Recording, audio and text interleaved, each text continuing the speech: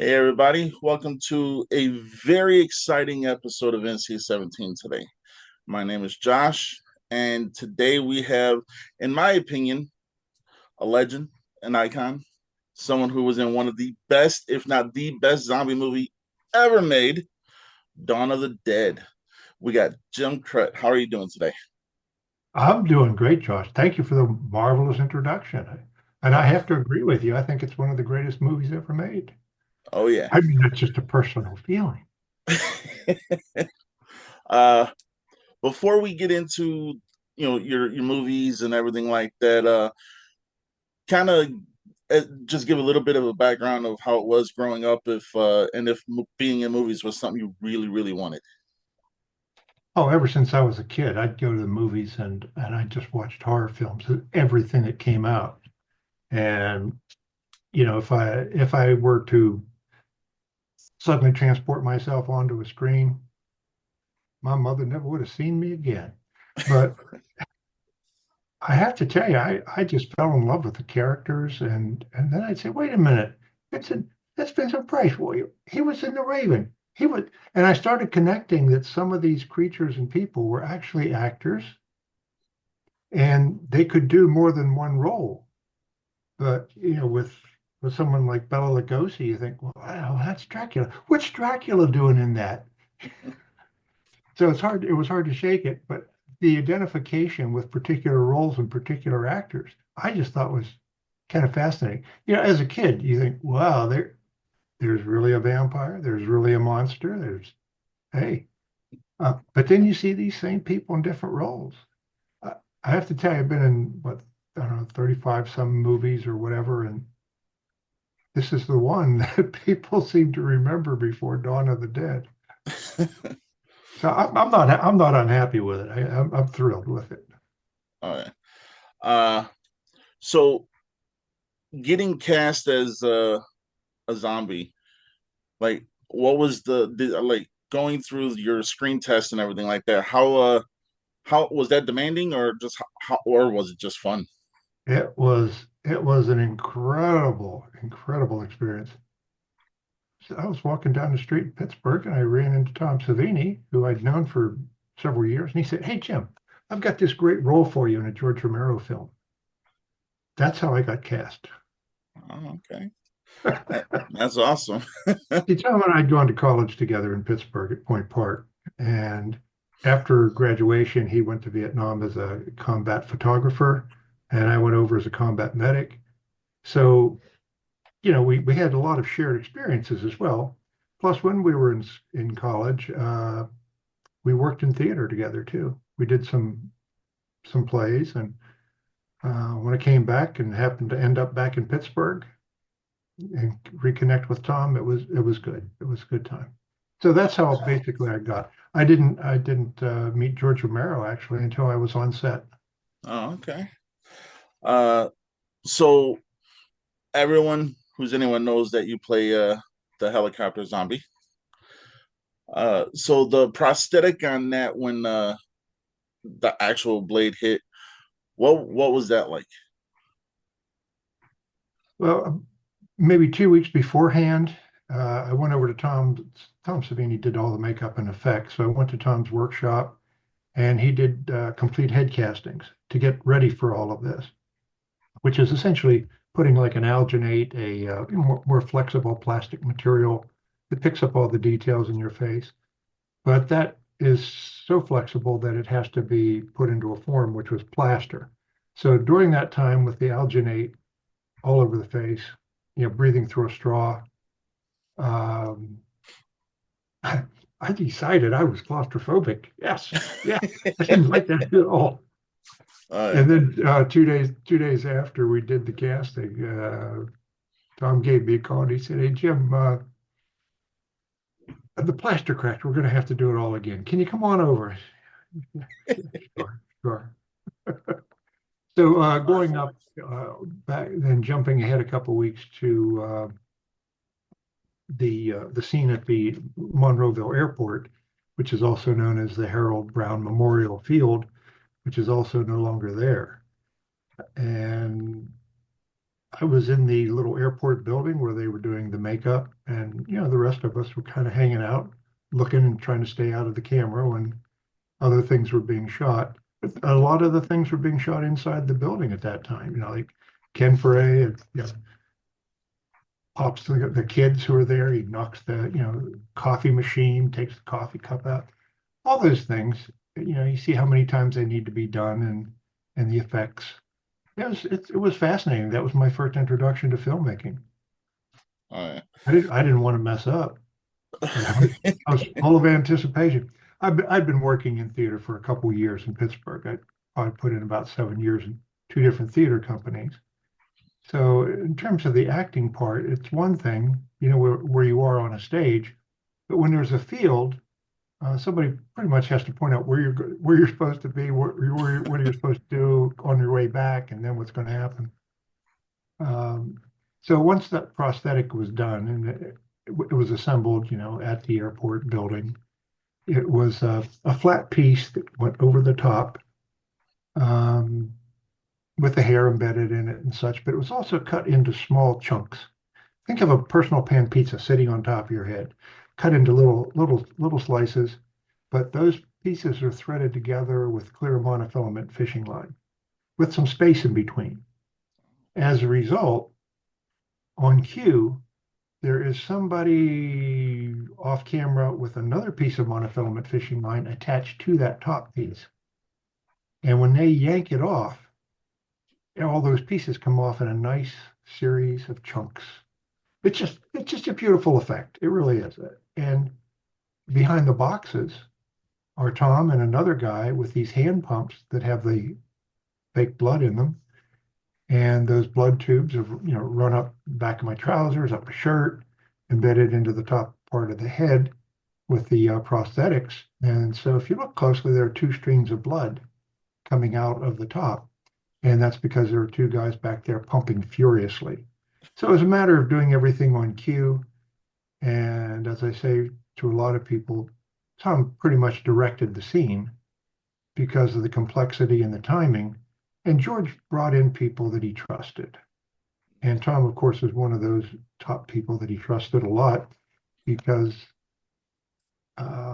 some of the effects had never been done before, like my effect with or my gag with the helicopter. And Tom is very inventive. He said when George first asked him about, "Hey, Tom, I'm thinking of making this movie. How many ways can you think of to kill people?" And Tom said, "Oh, well, maybe 100." He said, "Oh, okay. All right, good." oh yeah. Uh, so so many years later, the movie is still held in high regard by pretty much anyone who loves horror. And I know that, when you go to conventions and like museums and stuff like that, I know you get bombarded with, like how many takes and what was it like. And personally, what was your main thought after you saw the entire movie and you saw everything happening? What was your first initial thought? Well, the first time I saw it was kind of a preview showing for all the cast and crew and everybody in downtown Pittsburgh at a theater, and everybody's a little bit on pins and needles. I mean, it's a great film, and you're following it, but you know that you've got a scene in there, but you don't know if it's still in there. Cutting room You floor. don't know Yep. whether in retrospect they've decided, let's, it's running long. We ought to cut something. So let's cut this and that. So a lot of good things might have ended up on the cutting room floor, either for the sake of continuity, pacing, length of the film. And as a result, everybody's just very, very thrilled and happy to be on screen. Geez, we've made it. We've made it. So that was an extraordinary vision of it. And then later I'd go to the movies and I knew when my scene was coming up for some reason. I just had an inkling.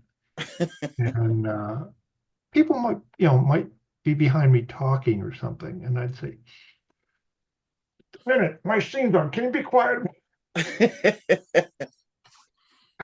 Oh yeah. But this wasn't the only zombie movie you were in. You were in other zombie movies. I have Uh, been in several since then. Yeah. yeah. Uh, One I've seen that I thoroughly enjoyed was Deadlands 2. Oh, okay. That was a fun one too.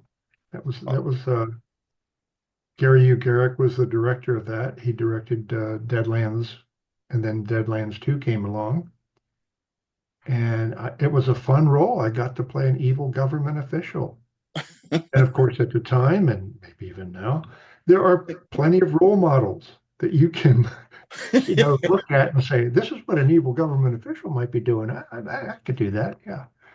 But I've had some people after seeing that say, uh, I, I didn't know you were that mean. I said, well, it's a role. I'm an Yeah. actor, it's a character, and that character is mean. So I had to be mean looking as the character. Oh, Uh, oh, okay. uh, I tell you, it's a lot of fun. It's a oh yeah. huge. So with being in movies and because yeah, like you said, you're 30 or more.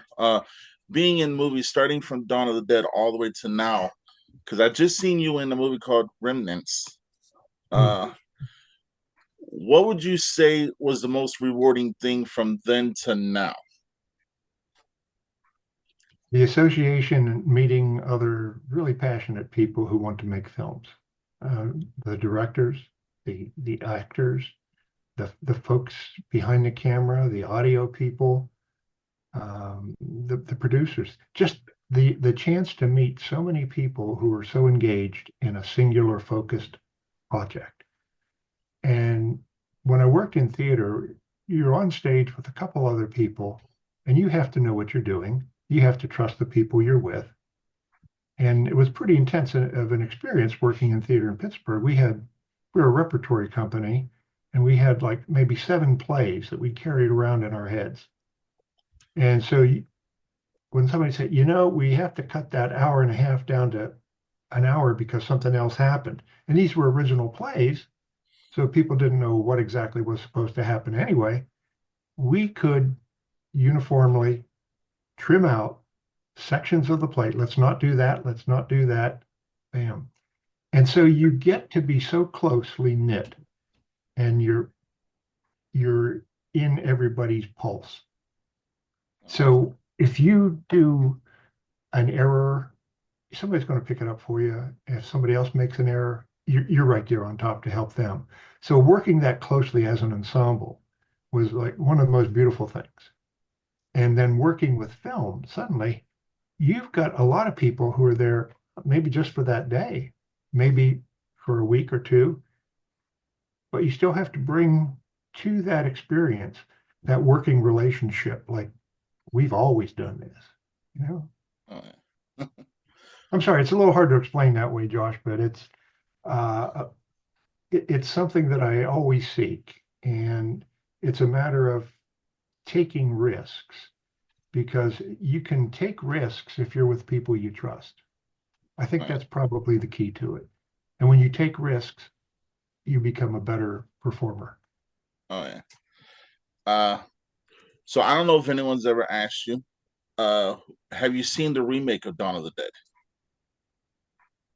I saw another movie called Dawn of the Dead. It wasn't exactly what I call remake. It was another movie, but it was also called Dawn of the Dead. It had its own advantages. It had its own, unique aspects. Um, yes, I've seen it. I'm sorry. Oh no, you're good. You're good. I'll say it like I like all horror movies. The original Dawn of the Dead is always going to be top notch. So anything that comes after that, I mean, I'm going to respect it and like it for what it is, but the OG is always going to be up there. So, you know, I, just I think you're on to something there, which is you never forget the original because that continues to resonate when you see a remake.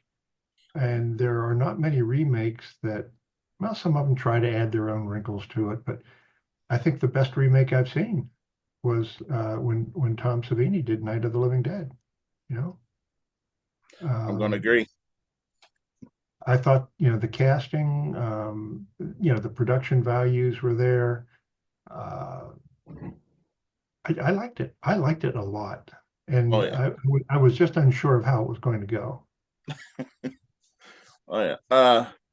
So being in what I would say the best zombie series, period. Night, day, night, dawn, day, land. I mean, it just goes on and on. Yeah. Do you ever have a? Did you ever have a point where you was like, I didn't know it was going to be this big? Oftentimes people have asked me when I'm, doing a table at conventions, well, did you know Dawn of the Dead was going to be this cult classic and magnificent thing? Nobody ever could predict what was going to happen because it's not up to us, the people who are working in the film or making it. That's all up to the fans.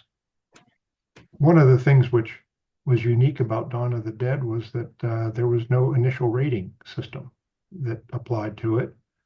It was shown in theaters and then it was shown at midnight drive-ins. It was like a cult film that was picked up for midnight showings. It made for a great date night. Oh, it's scary. It's scary. Get closer, my dear. And it had a sense of humor to it. It had, let's say, some economic and environmental and political aspects, which you didn't see in terms of other films exploring those kinds of depths or bringing them in. And I just think that's part of the genius of George Romero. Oh yeah, yeah, no. Uh, I have seen almost every Romero movie that's out there. Not all of them, but a lot of them, a large chunk of them. uh, he like was the to me he was the mastermind. Like you got Fulci, you got Argento, you got all them, but he was the mastermind behind the practical effect in mainstream movies, in my opinion. You know, what would you But say? I'm sorry not to interrupt you, but you have to remember there weren't other options That's true. in many cases. That's true. We weren't walking around with cell phones at the time. That's true. But now, so many years later, with I don't know if you've seen some of my other interviews or episodes, but I'm always praising practical effects because it's like, to me, when people do that, it just puts more love and passion into the art. If that makes sense. Uh, Absolutely. do you do you prefer still the practical effects, or are you comfortable now with the CGI? There's so many things you can do with CGI that you can't do practically without damaging or seriously threatening the life of the performers, the actors. Um, Practical effects, however, oftentimes mean that you could be in a makeup chair for 4, 5, 6 hours. So there is a challenge not only to the look, I would say, but also to the health safety of the person being made up, having to go through that, the amount of time it takes, depending on if people are waiting for you to get out of that makeup chair. Oh yeah. Every minute, dollars are rolling on a film, except a lot of independent films which don't have a lot of dollars to roll sometimes. But it still is the same practical application, which is to say, you need to be ready. You need to be ready to go when you're there. And time is crucial to preserve your own energy, for one thing, so that you can keep punching those same lines out 4, 5, 6, 7, 8, 10 times, whatever it takes, because a train went by and you're working outdoors or a chainsaw started up. Uh, but each take has to be as good as you can make it. Oh yeah. Uh, I've actually met some of the casting of Dawn of the Dead. I also met Tom Savini up here in Michigan when they came to Motor City Nightmares. Mhm. I've asked them all the same question I'm about to ask you. Outside of your own, what was your favorite practical effect? In Dawn of the Dead, Yeah. oh, that's an interesting question because I think there were so many. that that came about. Everything from, Lenny Lee's getting the machete in the top of his head. I like that a lot. Oh yeah. It because it looks so real, and the way Tom constructed it, and uh, you know, going along with that machete. But there's also like Tasso, the Rockets, when he swings down, as one of the Raiders, swings down on a rope from the second floor balcony there of the mall, and runs into a zombie. Yeah. And I think they had to do that a couple times, and some of those were dangerous stunts. Yeah. I don't know if the stunts themselves can be considered practical, but Tom says that they made a wall of glass that was supposed to represent a window, and he was supposed to drive the motorcycle through Yeah. it, and it was almost too thick, Oh. and it didn't just easily crash. Uh, it was potentially, let's say, very, very dangerous. So there's an upside and a downside to getting the look that you want. All I don't know. I'm sorry, I right. steered No. myself all around your question, but Hey, it's your movie. I mean, you can say whatever you want to say. no, I just like the movie. I watch it. I've watched it many, many times, Oh yeah. and and I still appreciate what's going into it. I know somebody asked, well, gee, if the helicopter blade had hit you, wouldn't that have knocked over the whole body and or knocked the whole head off? And, and it's an interesting question, and we sometimes get that. But Tom responded, on Facebook and said, "Don't worry about it. Yeah, because it's something that goes by fairly quickly, but because people have really invested themselves into how did they do that? How did, and is that the way it really would have happened?" So I think when you have people coming back to look at the same movie many times and also investigating, is that really a practical thing? Could that have taken place that way? Well, I think that helps to explain some of the power and the draw of Dawn of the Dead, the original, Yeah. and why people keep coming to see it. Why do they go to the mall? Because they did that in real life. Well, in real life, people can still come to the mall to Living Dead Weekend in June, although the Monroeville Mall has now been bought out by Walmart. So we're waiting to see what kind of changes Walmart will make. Living Dead Weekend has been held there for many years, and the Living Dead Museum is also in the Monroeville Mall, which I just love. However, it's a matter of what Walmart's going to decide to do with the space Yeah. after this year, anyway. Oh yeah.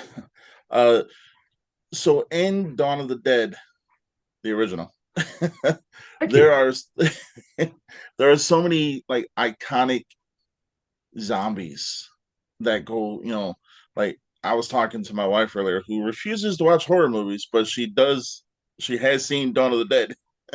So, well, I kind of bribed her. I was like, I'll watch Shrek with you if you watch Dawn of the Dead. uh, so, so many different iconic zombies. Again, outside of your own, what would you say would be your favorite zombie? I think one of the most striking ones is at the airport, and that's John Musser, the airport zombie, who's kind of featured on the poster for Dawn of the Dead. It's like the thing right behind me. It's kind of like that. But I had not seen him getting made up, and when I saw him, coming through the door, I thought, "Whoa!" Everything just kind of went to a different level. Oh It yeah, was it was just such a great combination of effects and makeup and the suspense and the thrill of the moment. It was just it just amazed the heck out of me. oh yeah. Uh, I would that one. I'm gonna kind of cheat here and say yours, but I also did like Flyboy. He was phenomenal, both as an actor and carrying his character over into zombification, if I may. Uh, David Emge was just a jewel of a person. Had a great sense of humor, and we missed the heck out of him. And well, we've lost a lot of folks who have been involved with Dawn and some of the other George Romero films, but his memory lives on through that character in both phases.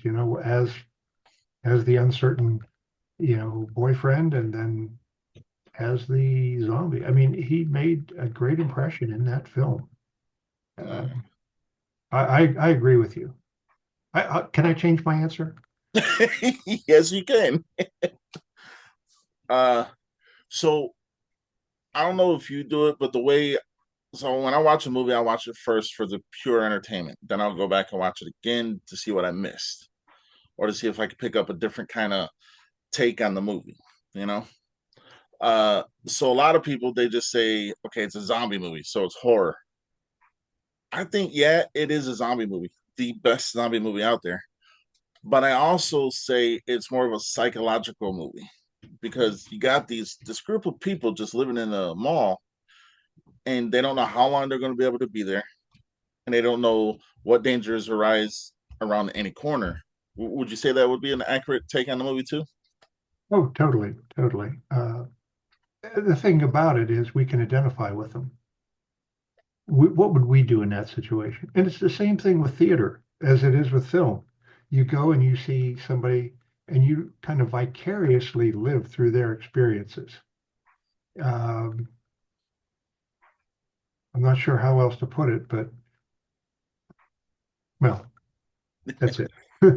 Oh yeah. Uh here's a so since a little kid you said you wanted to always be in film. Knowing now what you know now, what would you go back and tell yourself at 10 years old? 10 years old, or maybe 11, I was playing Abraham Lincoln in an elementary school play because I could remember the Gettysburg Address, and I was the tallest kid in the class. I'm 6'4". I'm sitting down now, so you can't Uh, tell both those are very impressive. that. So from there, I went on to become the lead in the senior school class play, and oh well, my head was full of it. Was just, I don't know. To me, it seemed a natural extension of just having great fun and just being caught up in the moment and hoping that other people will remember their lines. And there's so many moving parts when you're involved in live theater, when you're involved in a film. And when all those parts come together, bam, you've made magic.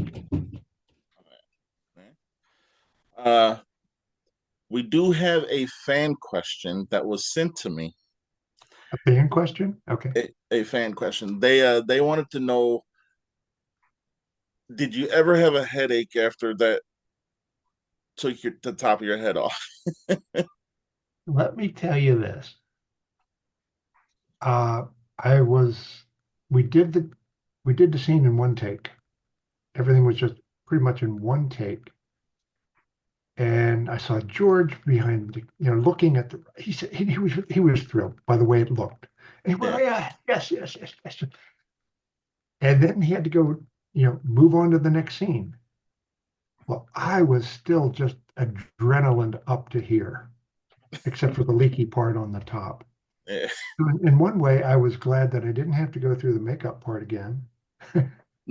Yeah. But on the other hand, man, I wanted to play some more. I really wanted to do more after All that right. because it was such a rush. It was absolutely such a rush. All right. We got about 8 minutes left. So you being in the industry for a while, what would you what advice would you give to somebody who's trying to get into the industry and kind of like whether it be directing, writing, producing, acting, what advice would you give them? Get in along with people who are doing those things. And by that, I mean maybe you have a community theater in your area. and you don't know anything about community theater, maybe you've never gone. I'd say first thing is go and see how people act and get an idea of what's going on behind the scenes. Somebody's controlling the lighting, somebody wrote a script, somebody's taking tickets, somebody's doing everything, maybe miking the whole place. The more skills you learn by volunteering, getting involved, you're going to find that those things will help you later in life no matter what you do. But let's say there's an independent film being made in your neighborhood or your city or within 50 or 100 miles away, and you want to become involved with it. First of all, you need to know what they're looking for and whether or not you fit the description. If you're looking for a 20-year-old female, I'm not auditioning. I'm going to tell you that right now. I mean, I can look good in a bikini, but not that good.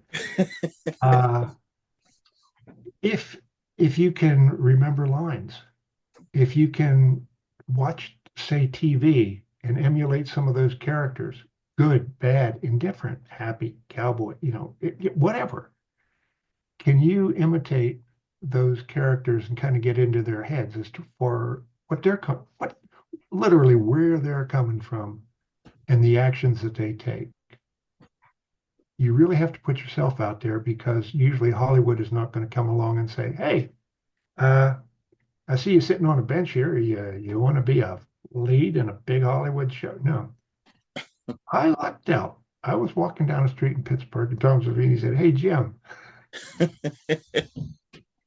Oh yeah. So, if there are independent films being made in your area, ask if you can volunteer.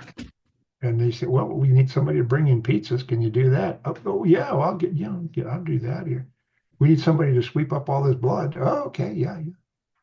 You'll find out what the blood's made out of. You'll find out what the schedules are like. Maybe you're starting at 3 in the morning, or maybe you're finishing at 4 in the morning. Maybe you've decided then, oh, I thought it was going to be something else. And then maybe it's not something I really want to do. But the only way you'll find that out is to put yourself into it.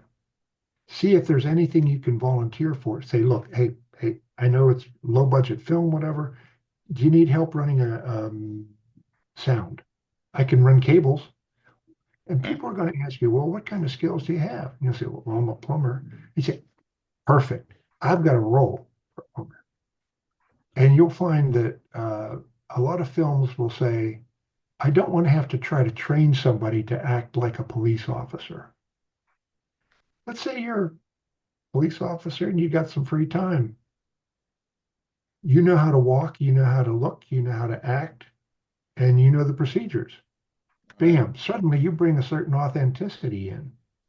Well, maybe you've got some skills. Hey, you should see me climb a ladder or do some roofing. Hey, so you're not afraid of heights? Hey, so you may not think about what you can do in your own life experiences as being something that can be translated into a film role or something that can actually get you on screen. But first of all, do a self-assessment. What kind of things have you done? What kind of things can you do and are you willing to do? I think those are big questions. But look around for your opportunities locally first. Get some experience and background and find out if it's something you really want to do. All right. I mean, that's a pretty good way of explaining it. Well, the other thing is, of course, you could take classes in acting if acting is the primary thing you want to do. And there's you can't go wrong taking most kinds of classes that way. But you do have to put yourself out to get yourself in, so to speak. All right. So with about 4 minutes left, what would you, not what would you, if Tom walked up to you and said, "Hey, I'm remaking Dawn of the Dead right now. We need you for the same exact scene," would you do it? Yes. That that's I awesome. said, just remember that it's about 50 years later now. And if I fall down on those boxes again, hopefully there's going to be some padding. Oh yeah. No, I'd Uh, love to do it. I'd love to do it.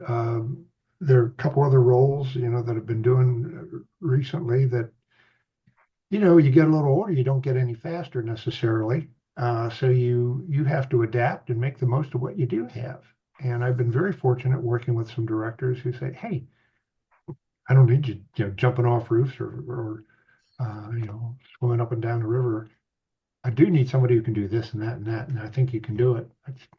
All Yeah, I can do that. right. So we're even working within your own limitations. Oh There's yeah. there's still opportunities for old guys like me. Uh, well, I want to thank you, Mr. Krut. I'm going to show you respect.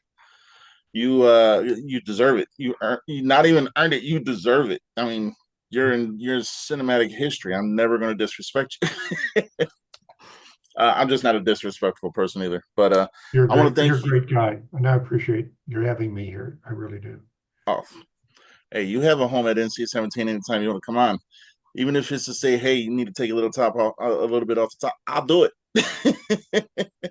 Well, I mean, Okay, I ain't got a lot to take off, but okay, I'm not wearing a hat, but but no, I want to thank you for coming on, for accepting the invite, and I want to thank you for filling everyone's like with happiness and entertainment throughout the years. Because without movies such as Dawn of the Dead, today's industry wouldn't be what it is. If that makes sense. Yeah. But I do want to thank you for coming on, and hopefully we can have you on again. You know, I'm still trying to get a couple other people on that from the original Dawn of the Dead, but we'll see how that catch goes. us while you can. Right.